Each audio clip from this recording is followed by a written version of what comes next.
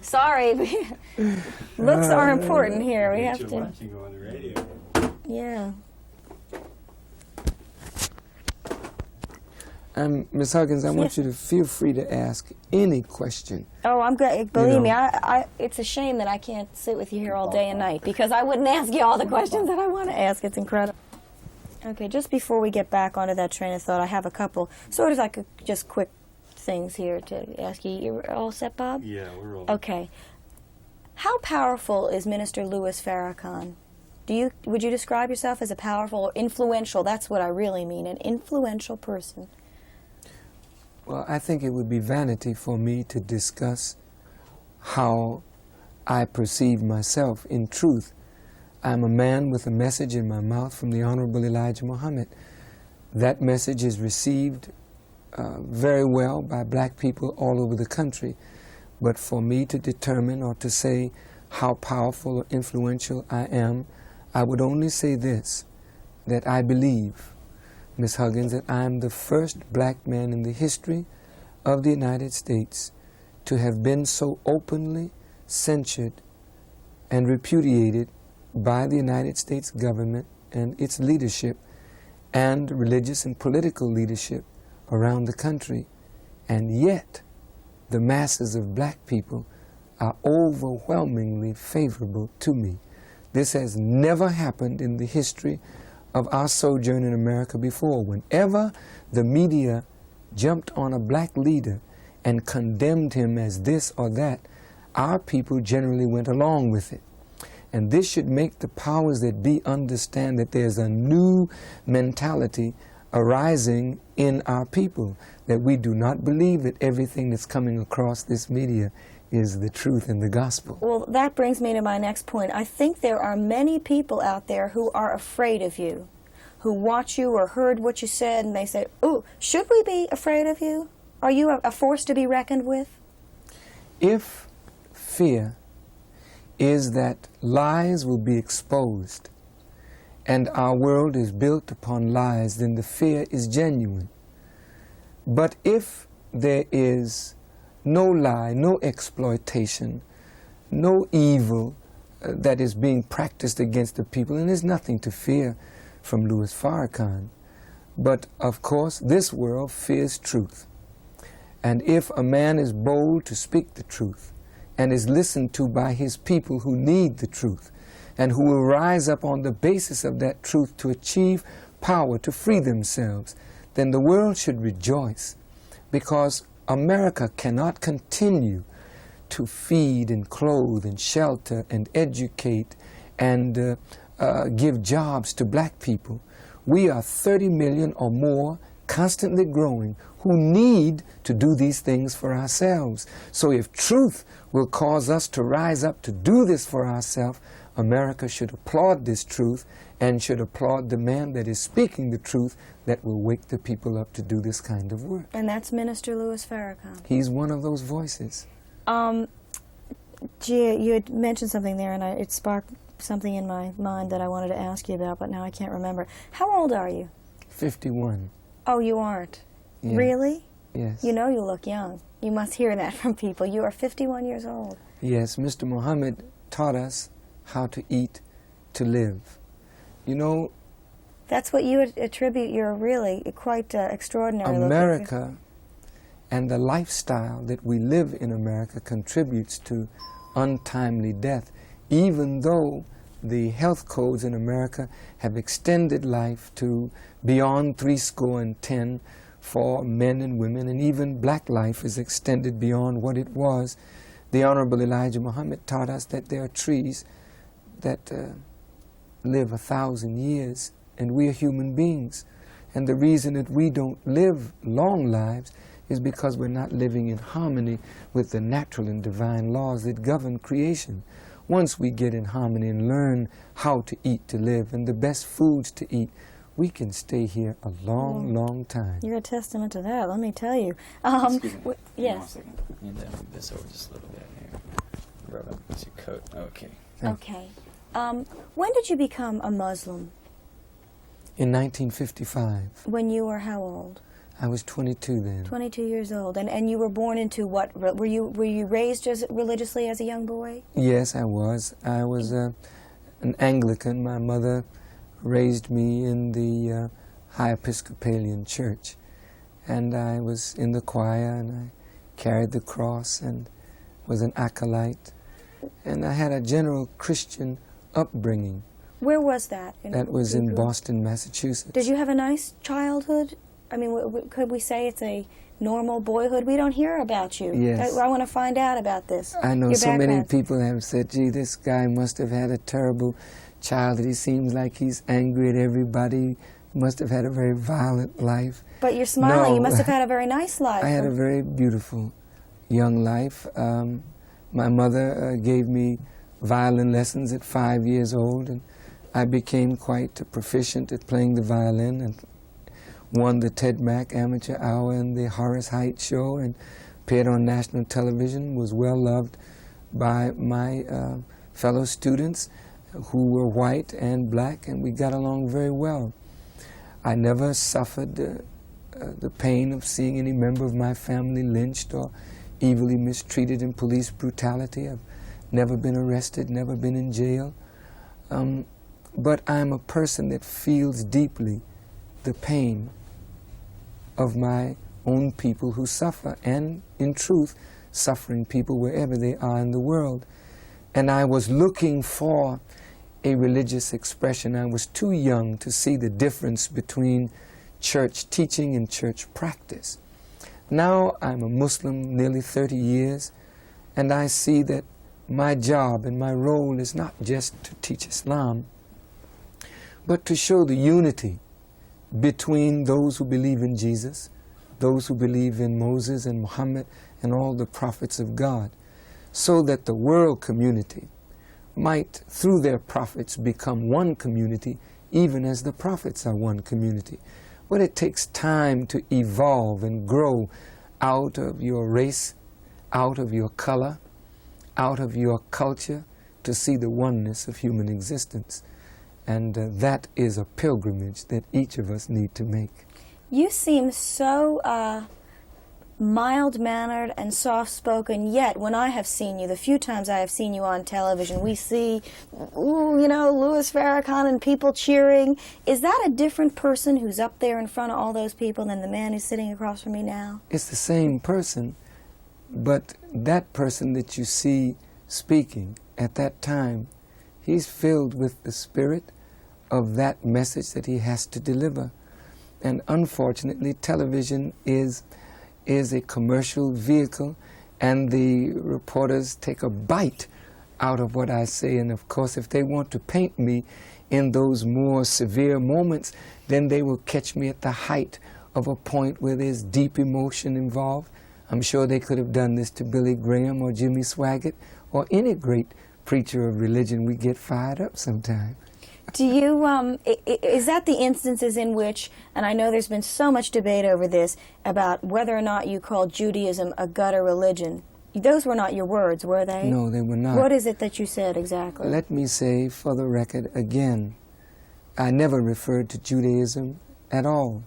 There is no Muslim who calls himself a Muslim who could condemn another religion revealed by the same God that we believe in through one of the prophets whom we believe in.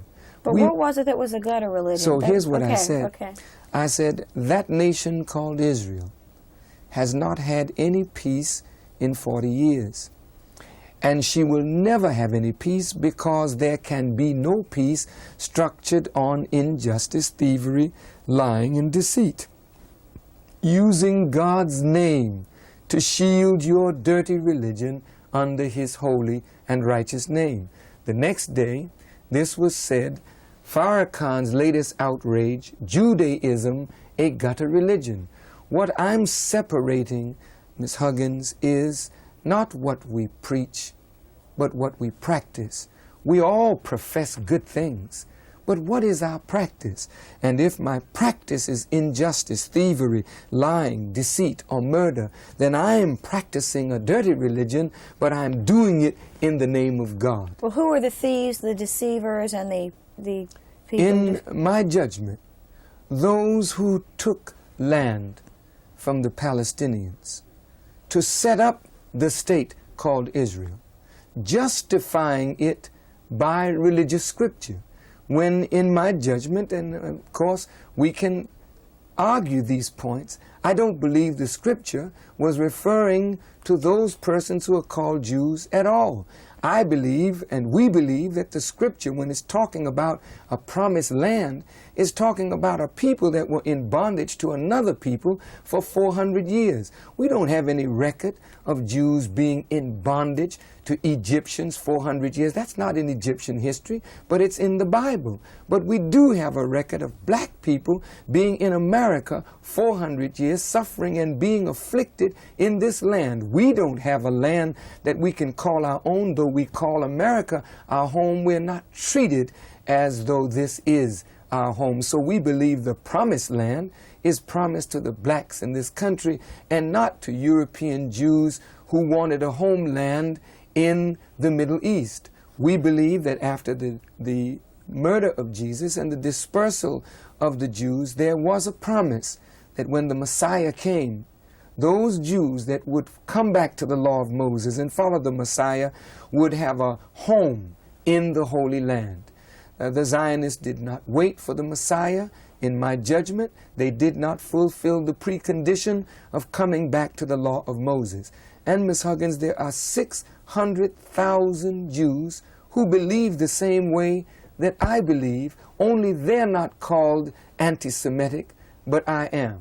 I'm not arguing with Jewish people. I have no hatred against Jewish people, but I think that practice of depriving the Palestinians of their rights to their own homeland and making them vagabonds in the earth and becoming an expansionist state and now trying to drive all of the Arabs out of that region, I think that this is evil practice and it is done in using God's name, and I resent that. Are you a good American? Would you call yourself proud to be American? What do you think of this country as far as patriotic terms? No, if you want to say that, I would say in those terms, I'm not the flag-waving patriot. I believe that the government of the United States of America is on a course that will ultimately lead to the ruin of this country. America's foreign policy, in my judgment, is absolutely unjust and wicked. I believe that the young white Americans and black Americans that are being used to fight unjust wars, whether those wars are in Grenada or Lebanon or soon in Nicaragua or in Vietnam, are fighting wars supposedly to make the world safe for democracy. But in truth, it's only to make the world safe for the greedy, the rich, the multinational corporations and big banks. And I think that when the American people wake up to the evil of this government and her policies, it will bring about great revolution in this country. So they would say I'm not a patriot because I don't wave the flag. But history would say any man that will speak the truth to free people from lies is the best of patriots, even though he may not be loved or honored or respected in his time. If President Reagan called you up on that phone in 5 minutes and said, Louis, you know, I've been seeing you on TV. I really want to know, what do you think of me and what I'm doing for the United States? What would you tell the president? I wouldn't be disrespectful of the president. He's the leader of the country, and he's in the greatest office of the greatest power on earth, and he deserves sympathy. And I would tell him that, Mr. Reagan, I believe the very thing that you seem to be afraid of in your writings, which he has said in many of his writings, that he fears that America is heading into Armageddon. And I think that Richard Nixon, in his book, The Real War, says that America has entered into the Third World War and is already losing it. Okay, can I ask just one more question on this thing? Plain. Okay. You are a real sorry. scholar. Yes, sure. I thought that he was giving us a signal that our time was up. Oh, no, there. it But I would say beeping. to Yeah, Mr. go ahead. Reagan Sure. that I would hope that Mr. Reagan would have the strength to resist the powerful Jewish lobby in this country. Now, some people are going to see that and say, oh, the God is not Jews. Okay. Regardless to how they see me, this, I believe, has to be done, because you have 41 senators out of 100 that are honorary members of the Israeli Knesset. You have 221 members of the House of Representatives that are honorary members of the Jewish Knesset.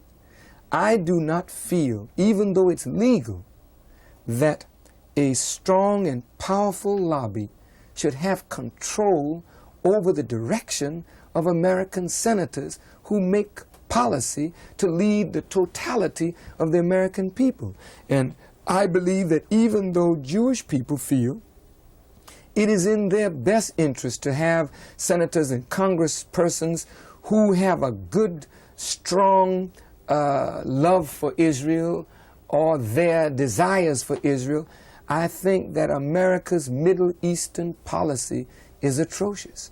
And I believe that Israel is going to lead America into a confrontation with Russia.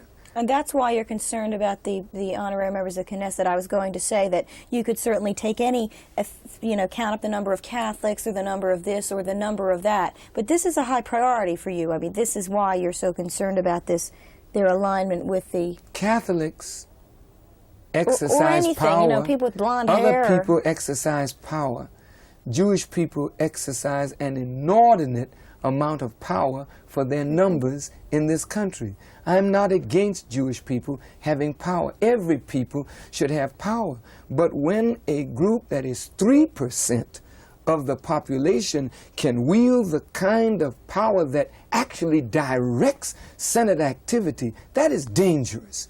And in my judgment, I think the American people need to take back control of the process of government. And when I see a president like Mr. Reagan and Mr. Bush at the convention lash out against Louis Farrakhan and call me anti-Semitic simply because I speak my mind and I disagree with their views, pandering to Jewish fears, this to me is manipulating Jewish people for political votes, and the Jews, of course, I believe are manipulating them for their ends. And as a result, I believe this next 4 years will be the most difficult period in the history of America where our involvement in war is concerned. Would you feel that way about any group who was a small percentage of the population who, and admittedly they do, the Jews wield a great deal of power in any number of different entities, whether it's in the media or politics, whatever.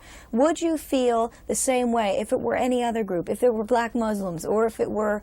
if it were Muslims having that kind of power, and we wielded that power in our own self-interest above the interest of the totality of the people, I would say that the wielding of that power is evil, because it is unjust. When God lifts up a people to give them a duty and a responsibility, that people must deal with justice and